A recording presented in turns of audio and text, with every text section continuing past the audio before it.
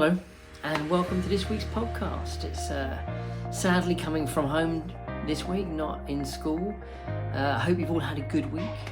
It's been a strange week, I'm sure, for everybody to be practicing our physical distancing and trying to do our bit as our civic duty to ensure that we try and slow any spread of the coronavirus. But it comes with challenges, but certainly from what we've seen this week in terms of some of the photographs that have been shared with us and the examples of students' work, that people really have been doing their best to make the best of this situation. Really want to thank everybody for the positive feedback that they've been sending through to teachers and to heads of school and to myself, because it makes a real difference to know that what we're doing is being appreciated. The teachers are working particularly hard. They all really wish they were at school rather than doing this at home. It's much easier and much more fun to do it with people face to face. And I'm sure you've had similar experiences as well yourself. But we're all trying to make the best of it. To continue to try and improve what we do, we have some surveys, some just very short surveys. We're going to get some feedback from you in the communication that attached with this email, depending on the phase of school that your child is in. Just give us a little bit of quick feedback if you could. We're asking some questions around how accessible the platforms have been, be that Seesaw or Zoom or Show My Homework, Teams, the various things that we're using, as well as we're trying to gauge the amount of work. Obviously, non-Anglia education schools are all around the world, and many of them have been dealing with this for even longer than we have. And the advice and guidance and the evidence that we're having shared with us is that it's reasonable to expect students to be able to complete between 1/3 to 1/2 of what they might normally do in school, and we're trying to be sensitive to that. But we'd like to just get your feedback on how it's working for you so far. Because it's all about balance, and it really is all about balance. Trying to balance the workload for school, but also making sure you spend time together as a family. The key message from us: you are not their teachers. We do not expect you to be their teachers.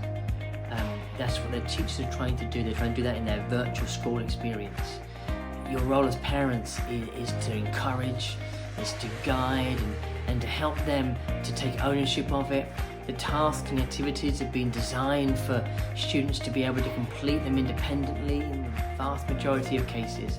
And if there are questions, encourage them to contact their teacher or to use their live Zoom sessions to ask questions. That's partly what they're there for, as a checkpoint. Sometimes they're live lessoning going on and modelling and quizzes and various things happening, and sometimes they're just there to make sure that students understand what they need to do and a chance to ask questions. It has been absolutely fabulous to see the level of participation. So the number of posts, the number of uploads, the work that everyone is doing is absolutely phenomenal. Everybody's working clearly very, very hard. And amongst that, we've had some information. Our senior physics challenge results have been shared with us this week, and we've had students that have received commendations, students that have received bronze awards, and even a student received a gold award, which is absolutely superb. Congratulations to all of our senior physicists that were involved in that. I was also really proud this week. One of our students took their learning and their passion to try and make a difference in this world into a very real world situation, and they were actually presenting at a county court, presenting their arguments as to and advising and giving their opinion as to what the county judge should do to try and make everybody safe in these difficult times. Absolutely tremendous to see our young people being able to do this and have this impact in the real world, which is absolutely brilliant. The Zoom sessions seem to have gone really, really well in a vast majority of cases. People seem to be enjoying those. I know that teachers enjoy the connection with the students. I think the students are enjoying a chance to connect with their colleagues. We're getting better at using them all the time. Our professional learning for our teachers has continued throughout our virtual school experience, and they're learning new ways of being able to utilize these platforms and get even better with how they do it.